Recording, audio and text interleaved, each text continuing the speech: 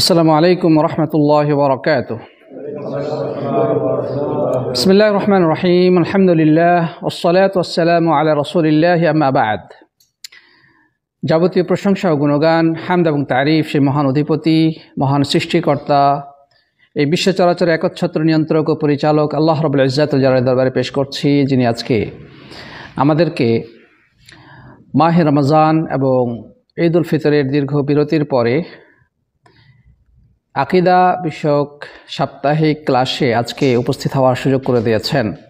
এই জন্যে আমরা মহান অধিপতি রব্বুল আলামিনের দরবারে অন্তরস্থল থেকে সবটুকু আবেগ, উচ্ছ্বাস এবং তাজীম স্বীকার শুকর আদায় করি পড়ি আলহামদুলিল্লাহ। অতঃপর সালাত সালাম এবং অবারিত শান্তি ধারা বর্ষিত হোক প্রাণপ্রিয় নবী মুহাম্মদ রাসূলুল্লাহ সাল্লাল্লাহু আলাইহি ওয়াসাল্লামের প্রতি, যিনি আল্লাহর পক্ষ থেকে নির্বাচিত সর্বশ্রেষ্ঠ নবী এবং রাসূল। আল্লাহ রাব্বুল আলামিন যাকে বিশ্ব মানবতার মুক্তির পথ দেখানোর জন্য সত্য এবং ন্যায়ের মূর্ত প্রতীক হিসেবে প্রেরণ করেছিলেন, মহান শিক্ষক, মহান আদর্শ প্রিয় নবী মুহাম্মদ রাসূলুল্লাহ সাল্লাল্লাহু আলাইহি ওয়াসাল্লামের প্রতি বর্ষিত হোক অবারিত সালাত ও সালাম আমার উপর সাল্লাল্লাহু আলাইহি ওয়াসাল্লাম। সম্মানিত সাথী বন্ধুগণ, আমরা ইতিপূর্বে সাপ্তাহিক এই আকিদা ক্লাসে ইমাম মুহাম্মদ বিন আব্দুল ওয়াহাব রাহিমাহুল্লাহ কর্তৃক রচিত অনবদ্য পুস্তিকা উসুলুল ঈমান থেকে ধারাবাহিকভাবে আলোচনা করছিলাম। সেই ধারাবাহিকতা অনুযায়ী আকিদার অত্যন্ত গুরুত্বপূর্ণ একটি পয়েন্ট আজকে অতি সংক্ষেপে আলোচনা করার প্রয়াস পাব ইনশাআল্লাহ তাআলা। আল্লাহ যদি তৌফিক দান করেন, ওমা তৌফিক ইল্লা বিল্লাহ। প্রিয় বন্ধুগণ, আমরা আজকে যে বিষয়টি নিয়ে আলোকপাত করব সেটি হচ্ছে আল্লাহ সুবহানাহু ওয়া তাআলার পক্ষ থেকে মানুষের বাৎসরিক ভাগ্য নির্ধারণ প্রসঙ্গে। আমরা ইতিপূর্বে তাকদীর বা ভাগ্য সম্পর্কে বেশ কয়েকটি ক্লাসে আলোচনা করেছি। সেখানে আমরা দেখেছি যে আল্লাহ রাব্বুল ইজ্জাত ওয়াল জালাল আসমান এবং জমিন সৃষ্টির 50,000 বছর পূর্বে এই বিশ্ব চরাচরে যা কিছু ঘটবে সব কিছু সবিস্তারে লাওহে মাহফুজে লিখিতভাবে সংরক্ষণ করেছেন। অর্থাৎ এগুলো রব্বুল আলামিনের সব কিছুই পূর্ব নির্ধারিত।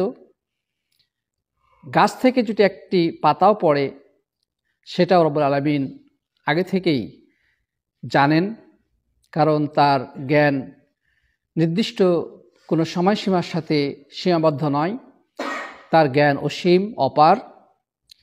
তিনি যেমন অসীম, তার কোনো সীমা নাই, তার কোনো গণ্ডি নেই, তার জ্ঞানও সেরকম অসীম, অপার। অতীতে, বর্তমানে এবং ভবিষ্যতে যা কিছু ঘটেছে, ঘটছে এবং ঘটবে সব কিছু সম্পর্কে তিনি পরিপূর্ণভাবে সবিস্তারে পরিজ্ঞাত। একটি ক্ষুদ্রাতি ক্ষুদ্র বিষয় তার জ্ঞানের বাইরে নেই এবং সব কিছুই আগে থেকেই নির্ধারিত। প্রিয় বন্ধুগণ, তো আজকে আমরা যে বিষয়টি নিয়ে আলোচনা করতে চাই সেটি হচ্ছে যে আল্লাহ রাব্বুল আলামিনের নিয়ম হলো যে প্রত্যেক বছর তিনি বার্ষিক ভাগ্য ওই লাওহে মাহফুজ থেকে আলাদা করেন। আল্লাহ রাব্বুল ইজ্জাত ওয়াল জালাল লাওহে মাহফুজে এই বিশ্ব চরাচরে যা কিছু ঘটবে বা যে বিষয়গুলো সংরক্ষণ করেছেন সেখান থেকে প্রতি বছর বার্ষিক ফয়সালাগুলোকে আলাদা করেন। আজকে আলোচনার বিষয় কিন্তু এটাই। আমরা যদি সূরা কদর পড়ে থাকি, আমরা সবাই সূরা কদর সম্পর্কে আলোচনা শুনেছি। আল্লাহ তাআলা বলেছেন, ইন্না আনজালনাহু ফি লাইলাতুল কদর ওয়া মা আদরাকা মা লাইলাতুল কদর লাইলাতুল কদরি খায়রুম মিন আলফি শাহর। নিশ্চয় আমি এই কোরআনকে অবতীর্ণ করেছি কদর রাত্রে। হে নবী, আপনি কি জানেন কদর রাত্রি কি? এটি হচ্ছে 1000 মাসের থেকেও উত্তম, 1000 মাসের চেয়েও সেরা। এরপরে আল্লাহ তাআলা যেটা বলছেন, তানাজ্জালুল মালাইকাতু ওয়ার রূহু ফিহা বিইজনি রাব্বিহিম মিন কুল্লি আমর। এই রজনীতে ফেরেশতা মণ্ডলী জিবরাইল আমিন সহকারে অসংখ্য অগণিত ফেরেশতা মণ্ডলী ওই রজনীতে পৃথিবীর বুকে আগমন করেন।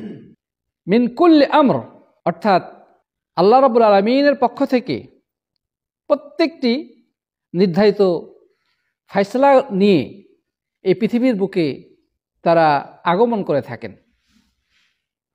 প্রিয় বন্ধুগণ, আল্লাহ সুবহানাহু ওয়া তাআলা সূরা দুখানের প্রথম দিকে এই বিষয়টিকে আরো স্পষ্ট করে বলেছেন।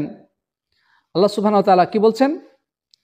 ইন্না আনজালনাহু ফি লাইলাতিন মুবারাকাহ, নিশ্চয় আমি এই কোরআনকে অবতীর্ণ করেছি একটি বরকতময় রজনীতে। ইন্না কুন্না মুনজিরিন, আমি অবশ্যই সতর্ককারী।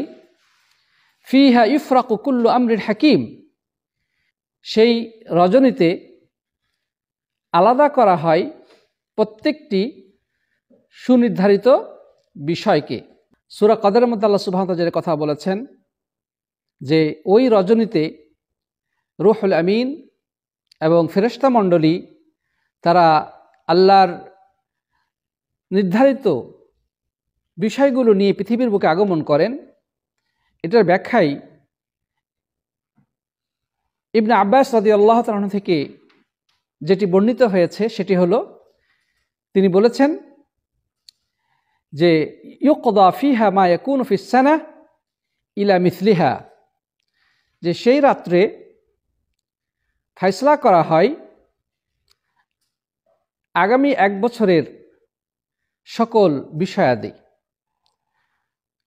এটা অন্য জায়গায় এসেছে যে ফয়সালা তো আগেই হয়ে আছে, সে রাত্রে সেই লাওহে মাহফুজ থেকে আলাদা করে এই দুনিয়ার বুকে নিয়ে আসা হয়।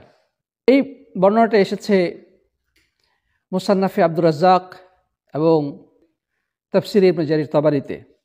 ইবনে আব্বাস রাদিয়াল্লাহু আনহু এই ব্যাখ্যাটি আরও বর্ণিত হয়েছে তাফসির জগতের আরও বেশ কিছু তাবেঈ থেকে, তাদের মধ্যে হাসান, আবু উবাইদ আস-সুলামি, সাঈদ ইবনে জুবায়ের, মুকাতেল প্রমুখদের থেকে। তো সাথী বন্ধুগণ, তাহলে আমরা কি বুঝতে পারলাম? আমরা বুঝতে পারলাম যে আল্লাহ সুবহানাহু ওয়া তাআলা তিনি আসমান জমিন সৃষ্টির 50,000 বছর পূর্বে এই বিশ্ব চরাচরের প্রত্যেকটি জিনিসের যা কিছু ঘটবে সব কিছু আগে থেকেই সংরক্ষণ করেছেন। কিন্তু প্রত্যেক বছর কদরের রাত্রে আলাদাভাবে রব্বুল আলামিন সেই লাওহে মাহফুজ থেকে এক বছরে যে সকল ফয়সালা করা হয়েছিল সেই বার্ষিক ফয়সালাকৃত বিষয়গুলো ফেরেশতা মণ্ডলীর মাধ্যমে এই দুনিয়ার বুকে নিয়ে আসেন। এই বর্ণনাটি তাফসিরে ইবনে আবি হাতিমে বর্ণিত হয়েছে ইবনে আব্বাস থেকে, যে ফিহা ইফরাকু কুল্লু আমরিন হাকিম। ইবনে আব্বাস রাদিয়াল্লাহু আনহু বলছেন, ইউকতাবু মিন উম্মিল কিতাবি ফি লাইলাতিল কদরি মা ইয়াকুনু ফিস সানাহ মিন রিজকিন আও মাউতিন আও হায়াতিন আও মাতারিন হাত্তা ইউকতাবুল হাজ্জু ইয়াহুজ্জু ফুলানুন ওয়া ইয়াহুজ্জু ফুলান। ইবনে আব্বাস রাদিয়াল্লাহু তাআলা আনহু ওই আয়াতের ব্যাখ্যায় বলছেন, ইউকতাবু মিন উম্মিল কিতাব ফি লাইলাতিল কদরি, কদরের রাত্রে উম্মুল কিতাব তথা লাওহে মাহফুজ থেকে লিখে নিয়ে আসা হয় মা ইয়াকুনু মিনাস সানাহ, এই বছরে যা কিছু ঘটবে, মির রিজকিন, রিজিক, এই বিশ্বের মানুষ কতটুকু খাবার খাবে, কে কতটুকু খাদ্য গ্রহণ করবে, পানীয় গ্রহণ করবে। আও মাউতিন, কতজন মানুষের মৃত্যু ঘটবে। আও হায়াতিন, কতজন মানুষ বেঁচে থাকবে। আও মাতারিন, কি পরিমাণ কোথায় কি পরিমাণ বৃষ্টি বর্ষণ হবে। এমনকি হাজিদের সংখ্যাও লেখা হয় যে অমুক অমুক ব্যক্তি হজ করবে। সুবহানাল্লাহ। তার মানে আল্লাহ সুবহানাহু ওয়া তাআলা সবকিছুই তার পূর্ব জ্ঞানের আলোকে লাওহে মাহফুজে সংরক্ষণ করেছেন লিখিত আকারে। কিন্তু এই কদরের রাত্রে ওই লাওহে মাহফুজ থেকে আলাদাভাবে এক বছরের যাবতীয় কার্যক্রম লিপিবদ্ধ করে ফেরেশতা মণ্ডলী পৃথিবীর বুকে আগমন করেন। কে কি খাবে, কতটুকু খাবে, এই বিশ্বের মানুষ বা জীবজন্তু পশু প্রাণী এদের খাদ্য সম্ভার কী হবে, কতটুকু পানি পান করবে, কে বেঁচে থাকবে, কে মারা যাবে, কে দুনিয়ার বুকে কোন সন্তানের আবির্ভাব ঘটবে, বৃষ্টি কতটুকু হবে না হবে, এমনকি কে হজ করতে যাবে সেটাও আল্লাহ সুবহানাহু ওয়া তাআলা লিপিবদ্ধ করে দেন এবং সেটা ফেরেশতা মণ্ডলী ওই লাউহে মাহফুজ থেকে সেগুলো নিয়ে এই দুনিয়ার বুকে কি করেন, আগমন করেন। এ মর্মে আমরা একটা হাদিস দেখি যেটি মুস্তাদরাকে হাকিমে বর্ণিত হয়েছে এবং এটি সহিহ সনদে এসেছে। ইবনে আব্বাস রাদিয়াল্লাহু আনহু বলছেন, ইন্নাকা লা তারা রাজুলা ইয়ামশি ফিল আসওয়াক, যে তুমি দেখতে পাবে একজন মানুষ বাজারে চলাফেরা করছে, ওয়াকাদ ওয়াকা ইসমুহু ফিল মাউতা, কিন্তু তার নাম ইতোমধ্যে মৃতদের খাতায় লিপিবদ্ধ হয়ে গেছে। মানে সে একজন সুস্থ সবল মানুষ, বাজার গেছে, বাজারে ঘাট করবে, বাজারে চলাফেরা করছে, কিন্তু ইতোমধ্যে তার নাম মৃতদের লিস্টে চলে গেছে, অর্থাৎ সে মারা যাবে। সুম্মা করা, এরপরে ইবনে আব্বাস রাদিয়াল্লাহু তাআলা এই আয়াতটি পাঠ করলেন, ইন্না আনজালনাহু ফি লাইলাতিল মুবারাকাহ, নিশ্চয় আমি কোরআন অবতীর্ণ করেছি একটি বরকতময় রাতে, ইন্না কুন্না মুনজিরিন, নিশ্চয় আমি সতর্ককারী, ফিহা ইউফরাকু কুল্লু আমরিন হাকিম, সেই রজনীতে প্রত্যেকটি সুদৃঢ় ফয়সলাকৃত বিষয় আলাদা করা হয় লাউহে মাহফুজ থেকে। অর্থাৎ সেটি হচ্ছে লাইলাতুল কদর, ইউফরাকু আমরুদ দুনিয়া ইলা মিসলিহা মিন কাবিল, আগামী 1 বছরের বিষয়াদি লাউহে মাহফুজ থেকে আলাদাভাবে নিয়ে আসা হয়, পৃথক করা হয়। ইবনে কাসির রাহিমাহুল্লাহ আয়াতের ব্যাখ্যায় বলছেন, এই ফি লাইলাতুল কদরি ইফসালু মিন লাউহিল মাহফুজ ইলাল কাতাবাহ আমরুস সানাহ, অর্থাৎ এই লাইলাতুল কদরে লাউহে মাহফুজ থেকে 1 বছরের ফয়সলাকৃত বিষয়গুলো আলাদা করে দেওয়া হয় ফেরেশতাদের কাছে। ওমা ইয়াকুনু ফিহা মিনাল আজাল ওয়াল আরযাক, এখানে জীবন মৃত্যু, খাদ্য পানীয়, ওমা ইয়াকুনু ফিহা ইলা আখিরিহা, এবং যা কিছু ঘটবে সব কিছুই আলাদা করে দেওয়া হয় লাউহে মাহফুজ থেকে। ওয়াহাকাযা রুবিয়া মিন উমর ওয়া ইবনে আবি মালিক ওয়া মুজাহিদ ওয়া দাহহাক ওয়া গায়রু ওয়াহিদ মিনাস সালাফ, এরকমটি বর্ণিত হয়েছে ইবনে ওমর, আবু মালিক, মুজাহিদ, দাহহাক এবং আরও অনেক সালাফ থেকে।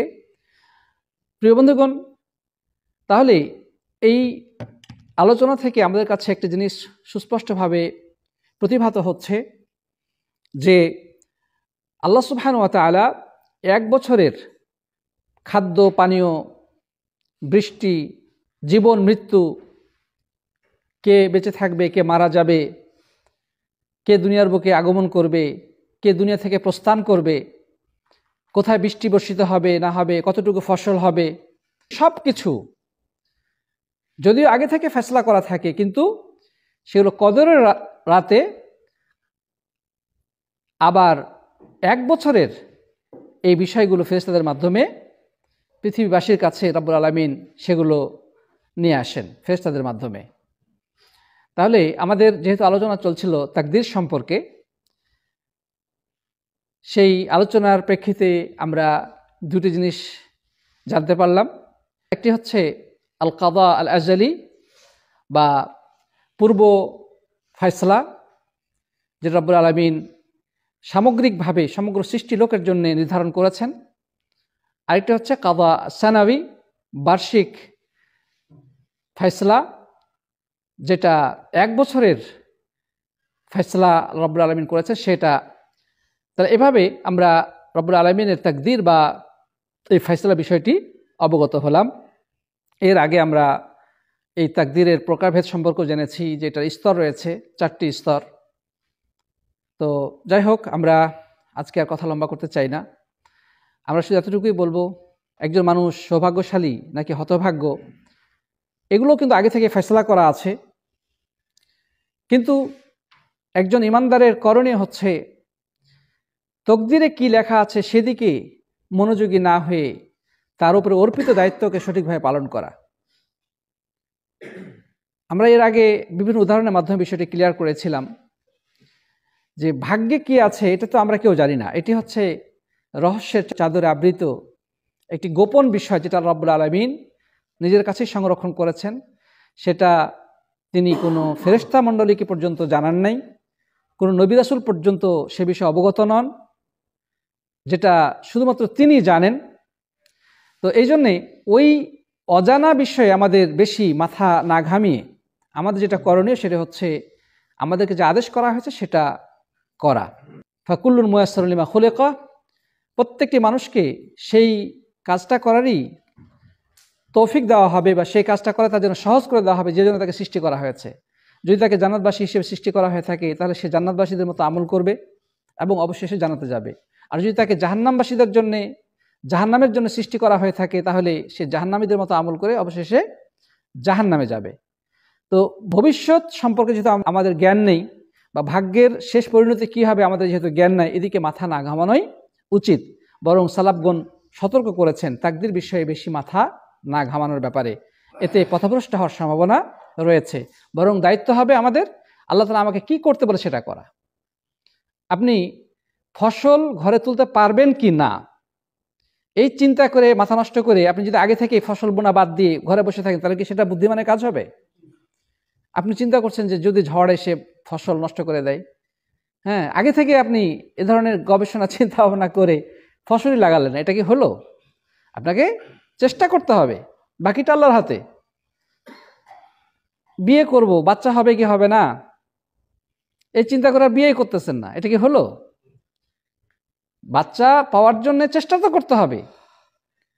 অধিকাংশ মানুষ সফল হচ্ছে, আল্লাহ যদি আপনার ভাগ্যে লিখে রাখেন আপনিও সফল হবেন, আর যদি ভাগ্যে না থাকে হবেন না। তো বিষয়টা হচ্ছে এমনই, আমরা ভাগ্যের দোহাই দিয়ে কর্মবিমুখ যেন না হয়ে যায়, আমল ছেড়ে না দেই এবং ভাগ্যের উপরে দোষ চাপিয়ে আমরা যেন পাপ কর্মে লিপ্ত না হই, যেটা অনেক হতভাগ্য মানুষ করে থাকে। নামাজ পড়ে না, রোজা করে না, আল্লাহর ইবাদতবন্দি করে না, আর বলে যে আমার কি দোষ, আল্লাহ করাচ্ছে না। ভাগ্যের দোহাই দিয়ে তারা পাপ কর্ম করে থাকে, যেমনি নাচাও তেমনি নাচি, পুতুলের কি দোষ, ঠিক না বেঠিক? এগুলো হচ্ছে তাওহীদের সঠিক জ্ঞান থেকে দূরে থাকার ফলাফল। আল্লাহ তাআলা আমাদের সবাইকে হেফাজত করুন, আল্লাহুম্মা আমিন। জাযাকুমুল্লাহু খাইরান, সুবহানাকাল্লাহুম্মা ওয়া বিহামদিকা আশহাদু আল্লা ইলাহা ইল্লা আনতা আস্তাগফিরুকা ওয়া আতুবু ইলাইক।